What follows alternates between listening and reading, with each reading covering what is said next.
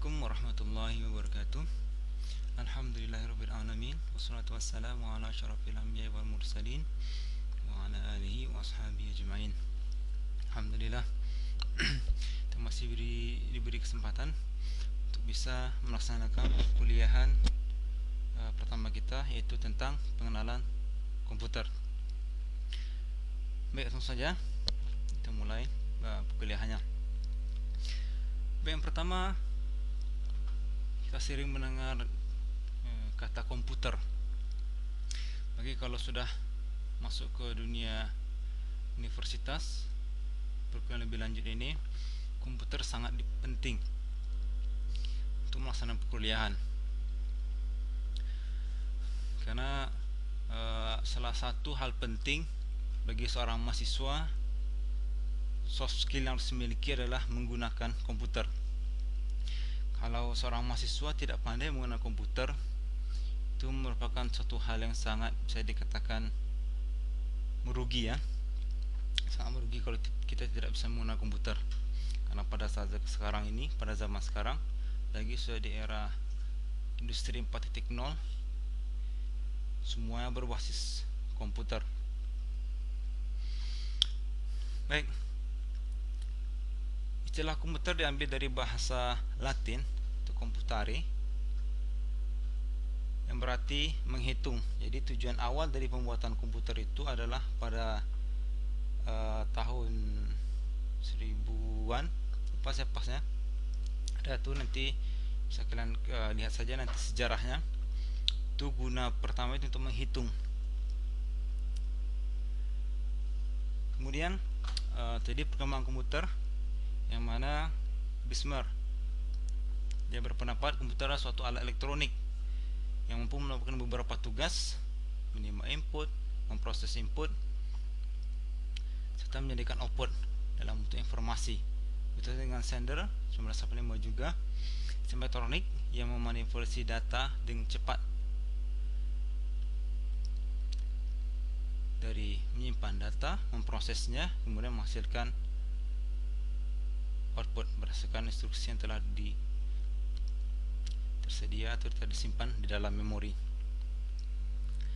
Baik, kemudian dari sana kita bisa menyimpulkan sendiri sasar hadianik mau menyimpulkan apa, sehingga didapatkan komputer adalah suatu peralatan elektronik yang dapat menerima input, mengolahnya, kemudian memberikan informasi dari input yang telah didapatkan tadi dengan menggunakan program-program tertentu yang telah tersimpan di dalam komputer, dan dapat menyimpan program dan hasil pengolahan serta bekerja secara otomatis. Baik, dari sana kita tadi ada mendengar kata data dan data informasi. Apa itu data? Sekarang adik-adik berpikir selama 1 menit dulu atau kurang, atau di pause dulu ini untuk berpikir apa itu data. Kita sering mendengar data. Secara istilah, data itu jamak dari datum. Datum adalah singlenya. Oh, data itu jamaknya. Baik, data itu adalah fakta suatu kejadian. Contohnya data, misalnya kita sebagai mahasiswa, data biodata diri. Kita sering, kalau kita mau mendaftar, ada biodata diri, nama, alamat, jenis kelamin, semua itu adalah data, berat badan, dan lain-lain. Tapi tidak memiliki informasi apa-apa, karena hanya sekumpulan fakta. Memang nama kita Farid, faktanya memang nama kita, misalkan nama saya Farid, tinggi badan saya sekian, saya lulusan dari SMA sekian, SD sekian, SMA ini, SD ini, TK ini. Itu merupakan data. Kumpulan dari beberapa datum itu sudah data.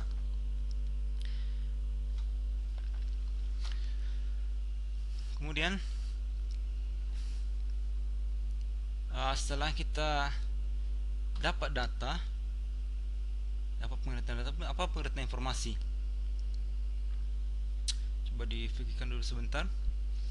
Kita sering mulai informasi ini, informasi A, B, C. Baik, informasi adalah hasil dari pengolahan data tersebut. Jadi, data-data yang telah dikumpulkan diolah menjadi sebuah informasi yang lebih bermakna.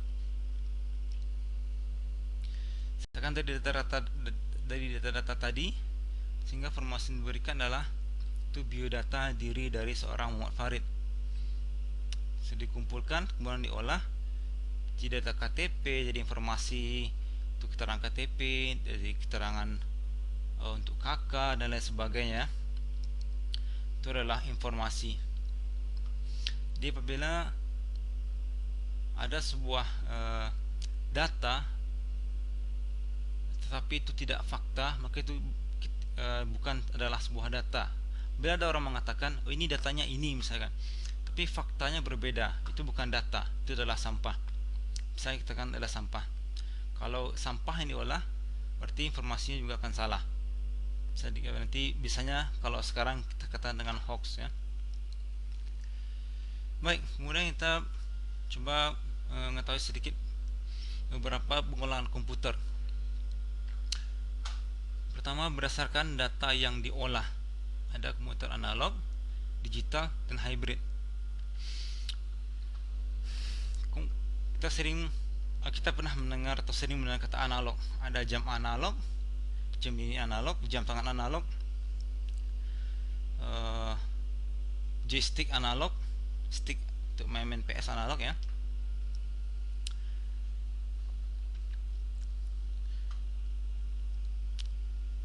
Kalau di jam analog tuh kita masih menggunakan jarum, atau ada senada jarum atau semacam controller yang bisa kita putar-putar itu ya, itu masih analog. Jadi kalau komputer analog itu digunakan untuk data yang sifatnya kontinu dan bukan berbentuk angka, huruf, dan simbol khusus. Kalau di jam analog kita hanya di sana ada hanya pengaturan jarum jam kan, jam analog, jam tangan analog. Itu bukan simbol, bukan angka, bukan huruf, tapi hanya sebuah jarum. Angka-angka tersebut pada jam itu hanya menunjukkan posisi waktu. Sedangkan analog itu sendiri itu jarum jam itu. Jadi kalau untuk komputer juga demikian, itu tidak berbentuk angka, huruf, atau simbol-simbol khusus. Melainkan dalam bentuk fisik atau arus listrik, suhu, kecepatan, tekanan, dan sebagainya. Ya. Output dari komputer ini adalah pengaturan atau pengaturan suatu mesin. Biasanya digunakan untuk proses pengaturan pada pabrik kimia, pembangkit tenaga listrik, rumah sakit. Itu biasanya untuk pengaturan jantung, atau yang untuk biasanya yang diletakkan di dengan ini tensi, mengukur tensi dan lain sebagainya ya.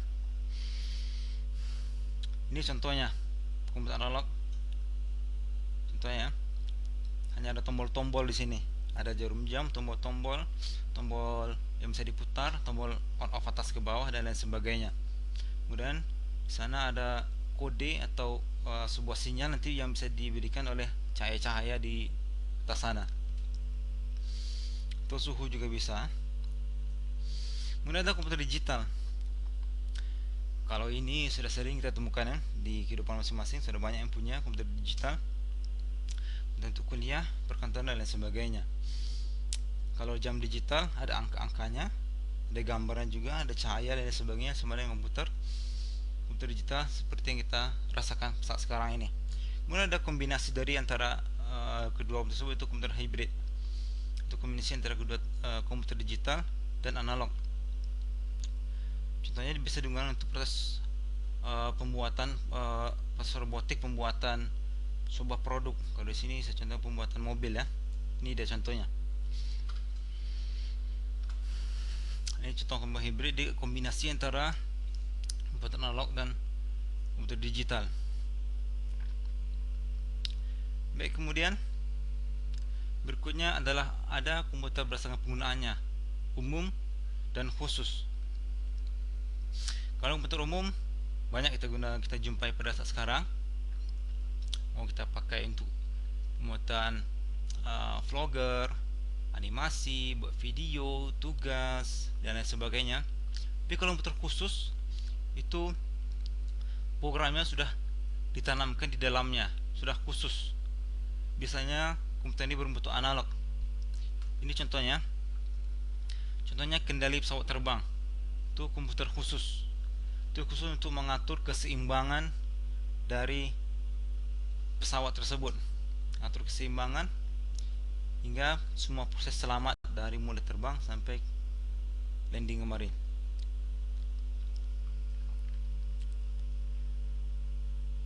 Kemudian berikutnya adalah berdasarkan instalasi. Ada PC atau personal komputer, ada komputer jaringan, instalasi secara terhubung jadi atau beberapa komputer. Kalau komputer PC itu kita punya sendiri, satu orang punya personal. Itu komputer personal, bisa satu orang saja yang punya, yang mengontrol. Kadang komputer jaringan tidak.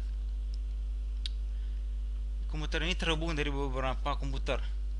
Misalnya terhubung dengan LAN, hub, wifi, dan lain sebagainya.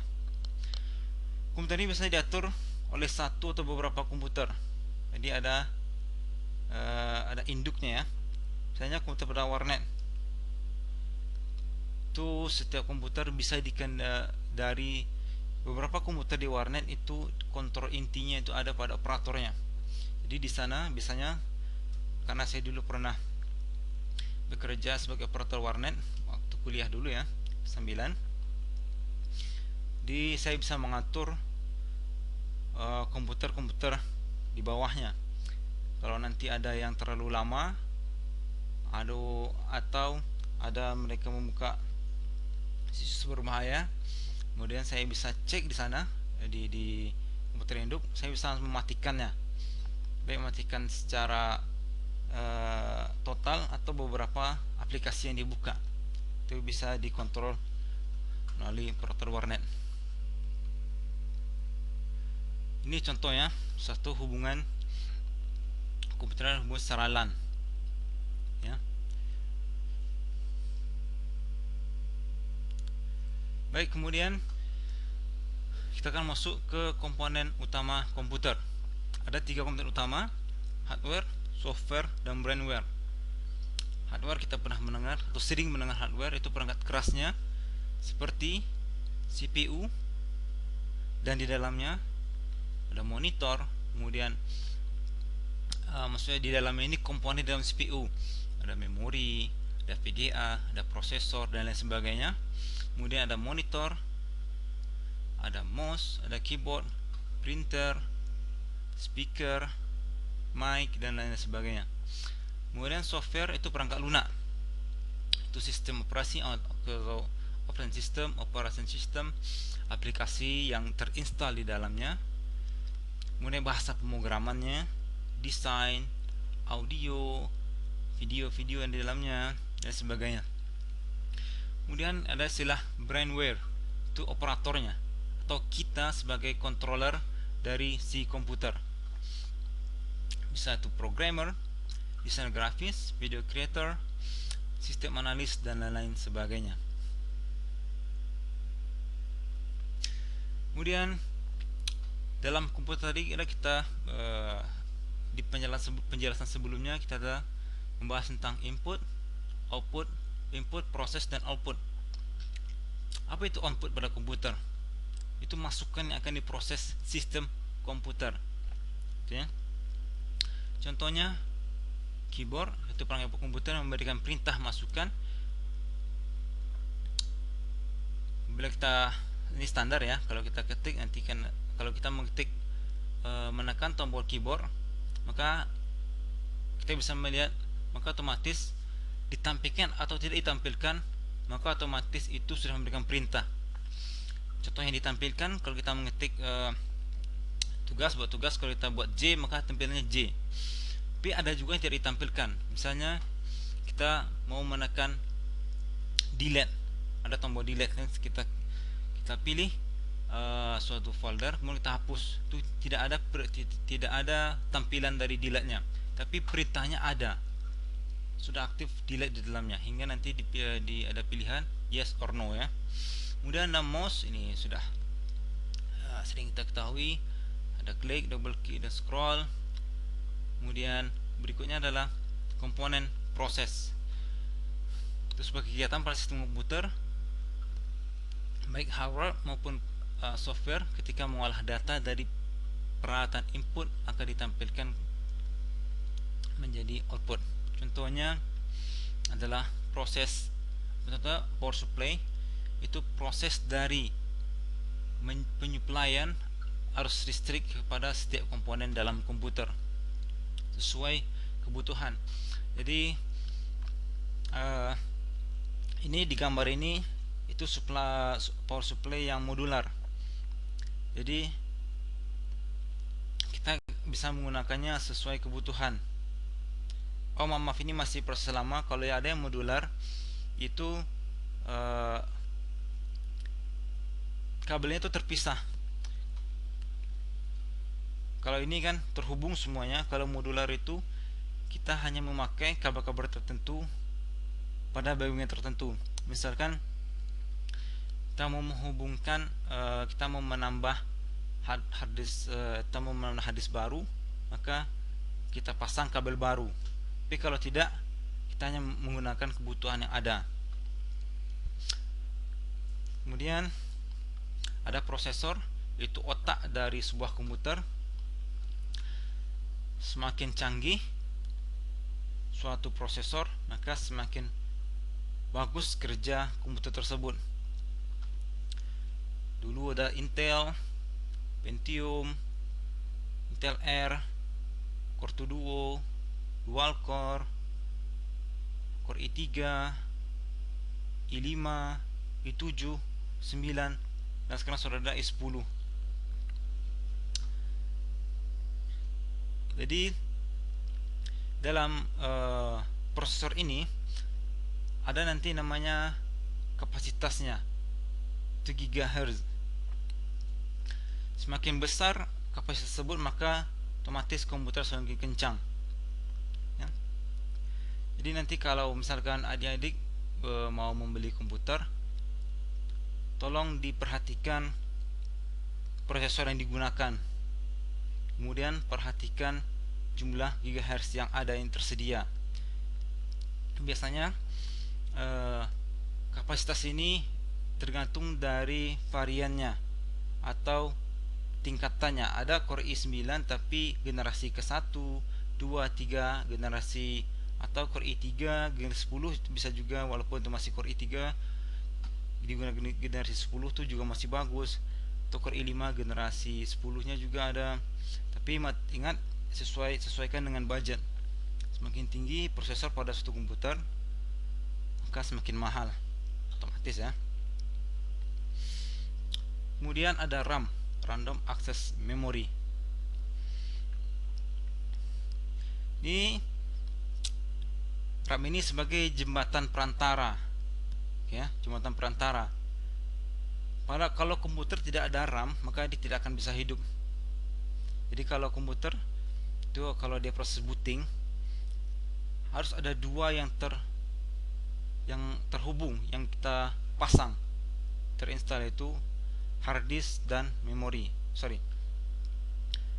Hard disk dan memori. Ada tiga, serta prosesornya ya.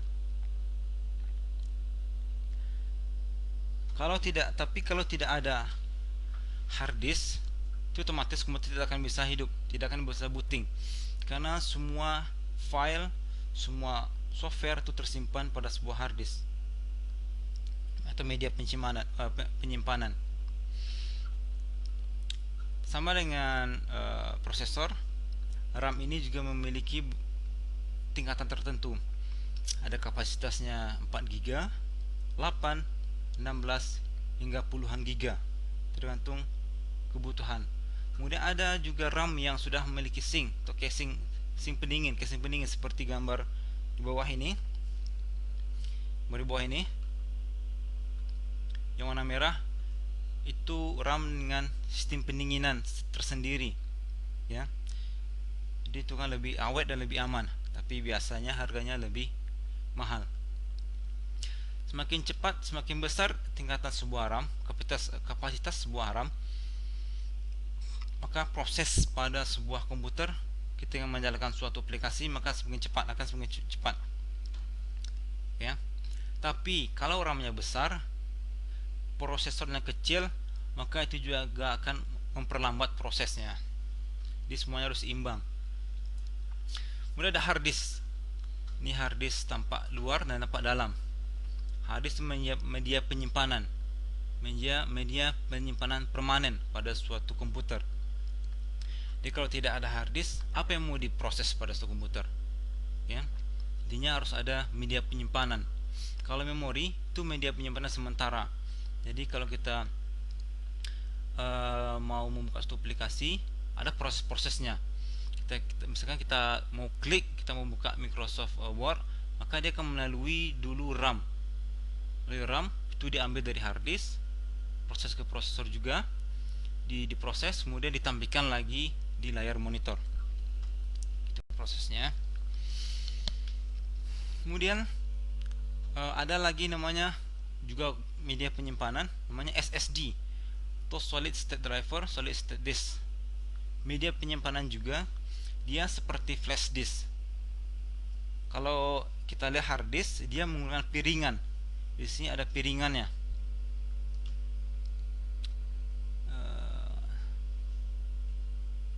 Ya, di sini ada piringan. Ada beberapa piringan media penyimpanan seperti DVD atau CD ya. Tapi ini piringan juga di media penyimpanannya. Tapi sedangkan kalau SSD atau Solid State Drive itu seperti flash disk, dia menggunakan integrated circuit. Maaf saya agak batuk-batuk sedikit, ada gatal-gatal di tenggorokannya, di kadang saya menahan batuk. Ini kita bisa lihat di sini ada IC-nya, beberapa IC. Inilah media penyimpanannya. Kalau mau tahu apa kelebihan ilmu lebih lanjut tentang SSD, silakan dibuka link di bawah ini.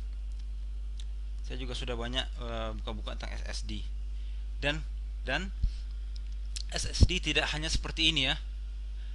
Ada SSD berbentuk lempengan seperti memori, RAM memori ini. Dia bentuk panjang saja, tidak ada casing seperti ini. Kalau ini kan ada casingnya. Tapi kalau ada memori yang tidak memiliki casing, ada SSD tidak memiliki seperti ini. Dia hanya tampilan board seperti board ini ya, yang hijau ini ya, yang akan ditempelkan nanti pada bagian tertentu dalam komputer atau motherboard, dalam motherboard. Kemudian ada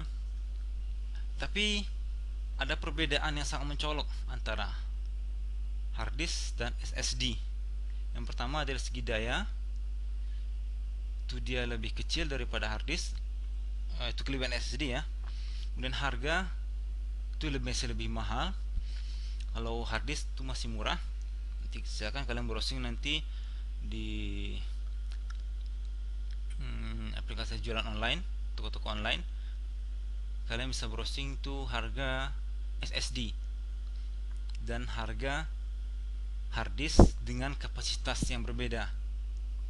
Kalian bisa beli harga SSD dengan kapasitas kecil, yaitu 128 atau 200-an giga. Itu akan biasanya lebih mahal dari hard disk yang kapasitasnya 500 giga atau 1 TB terabyte. Itu 1000 giga. Itu biasanya masih lebih mahal. Apalagi nanti yang 500-an atau 1 terabyte dengan SSD yang 1 terabyte itu akan lebih mahal otomatis. Kemudian kalau SSD di notebook kurang dari 1 TB, di desktop maksimal 1 TB terabyte, 1000 giga. Sedangkan di hard disk bisa 2 TB maksimal atau sampai dengan 6 TB di desktop. Kemudian waktu booting itu lebih cepat dengan SSD. Itu 10 sampai 13 detik. Nanti ada tugas kalian tentang apa itu proses booting. Kenapa di sini signifikannya sangat jauh. Jadi kalau nanti kalian membeli laptop usahakan yang menggunakan SSD, dan SSD yang varian terbaru, maksudnya dengan kecepatannya. Sebab SSD ada beberapa varian juga, ada kecepatannya 100, cara membaca dan meloadnya, membaca dan menulis itu 100 mega per detik, atau 200, minimal 200 ya, sorry. Ada yang kecepatannya sampai 600 per detik atau lebih di atas itu, disesuaikan saja, tapi semakin cepat akan semakin mahal ya. Kemudian kebisingan. Kalau hard disk, biasanya kalian akan mendengar suara hard disk ya. Komponen ini kan bergerak, jadi kalian bisa cobalah yang masih menggunakan hard disk, ketika kalian booting atau menghidupkan komputer, bisa kita dengar suara hard disk tersebut. Sedangkan kalau SSD tidak, sama seperti flash disk, tinggal kita pasang dan tidak ada suara apa-apa. Kemudian dari getaran juga tidak ada. Kalau SSD tidak ada getaran, sedangkan hard disk ada getaran. Kenapa ada getaran? Karena ada proses membaca. Nanti ketika dia akan membaca, maka dia akan mencari file-file pada piringan-piringan tersebut, pada piringan ini. Dia akan mencari file-filenya di sini. Karena itu dia akan bergerak, dia akan digerakkan, maka itu akan terjadi getaran. Kemudian value rate 2 juta jam. Sedangkan hard disk 1, apa itu value rate? Itu rata-rata kerusakan antar waktu. Misalkan sekarang rusak, maka biasanya kerusakan berikutnya itu biasanya 2 juta jam jaraknya. Itu, tapi ini tergantung dari cara pemakaian. Tapi kalau kalian memakai untuk game yang berat-berat, otomatis kerusakannya akan lebih cepat. Tapi ini normalnya ya, harga normal, waktu normalnya. Kemudian kecepatan membaca umumnya 200 mega per second, bahkan 550 mega per second, atau ada yang lebih lagi. Sekarang sudah banyak lebih. Sedangkan hard disk 50 sampai 120. Itu pun tergantung usia. Kalian bisa cek kecepatan hard disk atau SSD dengan aplikasi saya lupa, saya pernah mencobanya. Itu intinya mengecek kecepatan hard disk atau SSD, kecepatan membaca dan menulisnya. Sekarang kalian browsing atau apa maksud membaca dan kecepatan tulis dari sebuah hard disk atau SSD. Kemudian kecepatan buka filenya lebih cepat, 30% dari hard disk. Kalau hard disk lebih lama, apalagi kalau sudah semakin tua sebuah hard disk, maka biasanya akan semakin lama. Tambah lagi kalau ada virus, ada pernah rusak dan sebagainya ya. Kemudian ada imbas terhadap magnet. Jadi kalau hard disk, kalau kalian masih ada, jangan didekatkan dengan magnet, karena itu dapat menghapus data-data yang ada pada hard disk. Sedangkan kalau SSD tidak. Itu kelebihannya.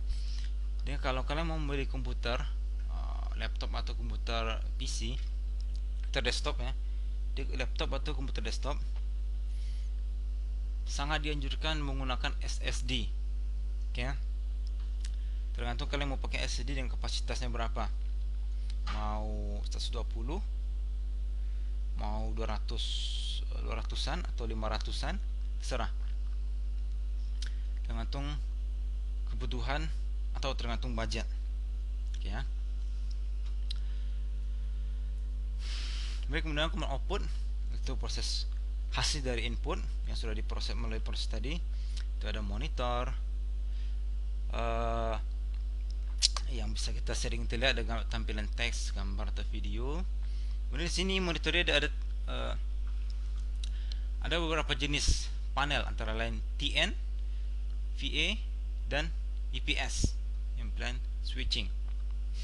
Jadi masing-masing panel ini memiliki kelebihan dan kekurangan, baik itu dari segi harganya, kecepatan responnya, kemudian detail tampilan warna. Kalau kalian tuh seorang desain grafis yang sering mengotak-atik foto atau video maker, ingin menampilkan suatu hasil yang sangat detail pada hasil video tersebut, maka disarankan menggunakan IPS, karena IPS sangat detail dalam menampilkan warna. Ada speaker, ini seras output dari suatu suara. Misalnya kalau kalian membuat video, seperti saya nanti membuat sebuah rekaman via rekaman dari slide ini. Nanti di speaker kalian akan menampilkan suara yang saya sampaikan. Ada printer. Printer ini ada beberapa tipe, yaitu laserjet dan inkjet. Apa kelebihannya, apa perbedaannya? Sekarang nanti kalian cari masing-masing di rumah.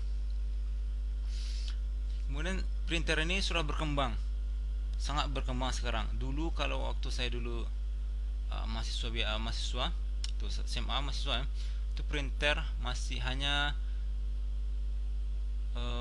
digunakan untuk mencetak suatu file dalam sebuah kertas.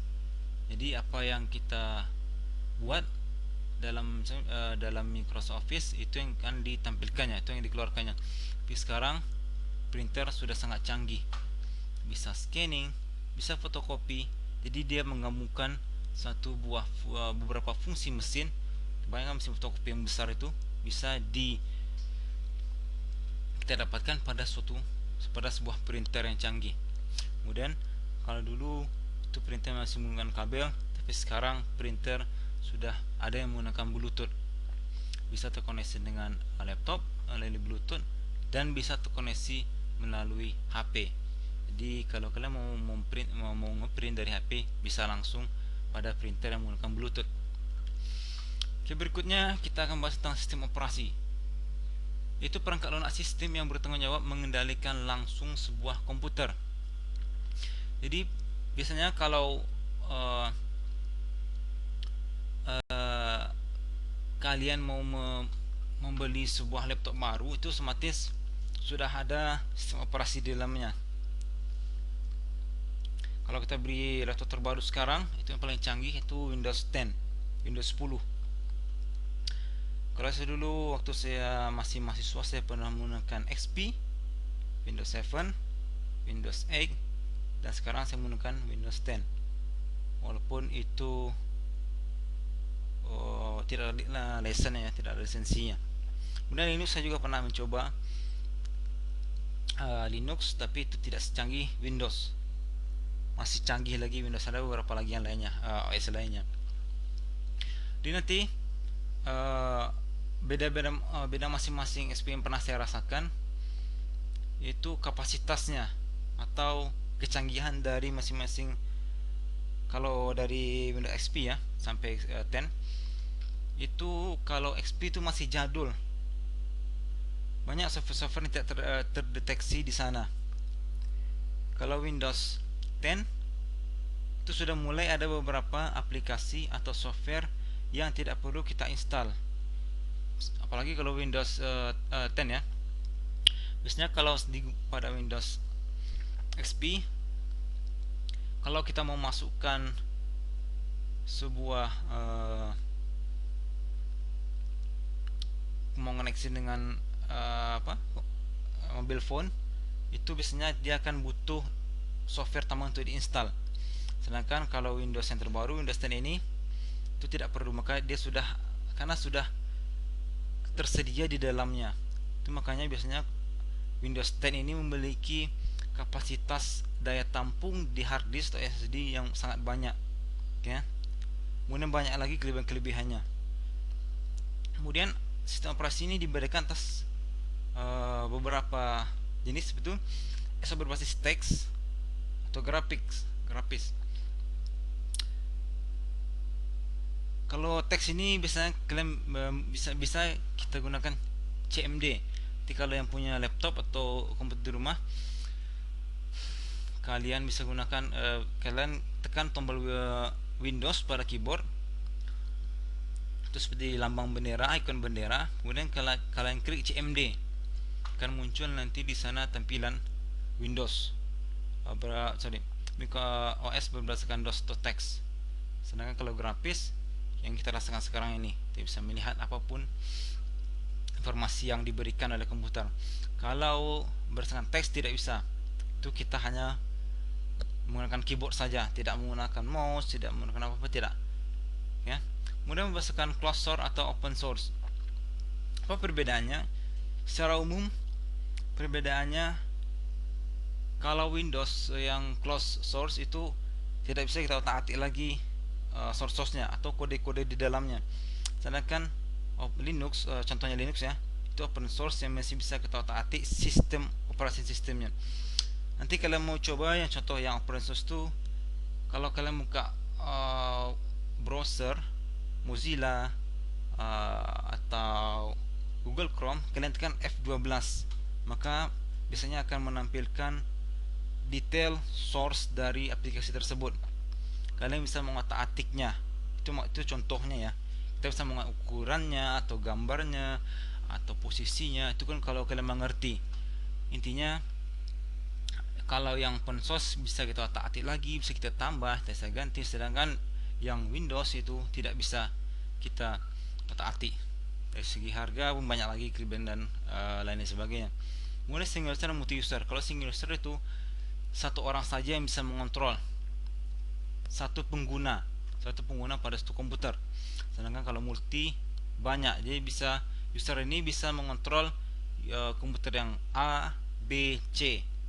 Dia bisa mengontrol beberapa komputer yang terhubung ya. Intinya harus ada hubungan, ada terhubung. Kemudian ada istilah namanya GUI atau Graphical User Interface. Itu kalau kalian nanti ada dengar ini, itu istilah yang guna untuk menjelaskan cara user kita ini berkomunikasi dengan komputer kita masing-masing.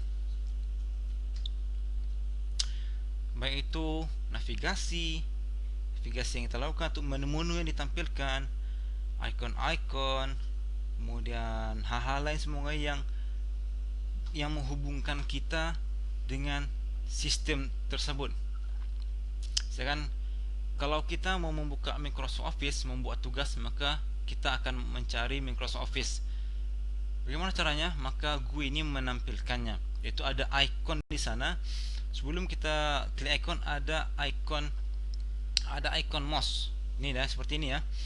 Misalkan kalau dia terdapat di sudut kiri filenya, kita akan mengarahkan mouse ke icon tersebut. Kemudian kita akan klik 2 kali. Akan muncul nanti setelah itu akan muncul tampilan Microsoft Office. Itu yang masuk antar muka berbasis grafis di semua hal yang dapat kita lihat, baik menu, navigasinya dan lain sebagainya. Memainkan icon juga sangat penting. Amal ini ya, berupa kertas, penomor dan lain sebagainya. Baik, sekian pengenalan komputer. Sekarang kalian harus mengetahui lebih lanjut tentang apa itu booting, pengertian, proses dan jenis booting. Jenis booting itu ada cold booting, warm, hard booting dan sebagainya. Kemudian jenis panel monitor tadi yang kita bahas ada TN, VA dan IPS. Kemudian varian HDD dan SSD, walaupun saya merekomendasikan jangan menggunakan HDD, tapi masing-masing HDD itu memiliki variansi juga. Variansi itu yang membedakannya secara umum adalah kecepatannya. Itu SSD juga demikian kecepatannya. Kemudian ada tipe printer. Apa kelebihan tadi kita bahas tipe laserjet dan inkjet. Ink itu tinta ya, inkjet. Dan apa kelebihan dan kekurangan masing-masingnya. Baik, sekian pukulan kita tentang pengenalan komputer. InsyaAllah minggu depan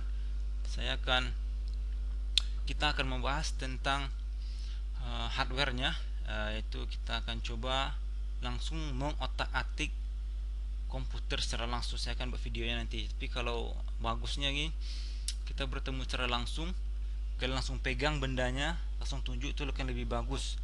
Tapi mudah-mudahan dengan cara video ini besok insyaallah di minggu depan saya akan coba membuat videonya, atau kita kuliah secara langsung, itu akan lebih baik lagi ya. Mudah-mudahan bisa dipahami mudah-mudahan bisa mudah dipahami. Baik, sekian kuliah kita hari ini. Pertemuan pertama ini pertemuan tentang materi pengenalan komputer. Bila ada salah dan janggal mohon dimaafkan. Assalamualaikum warahmatullahi wabarakatuh.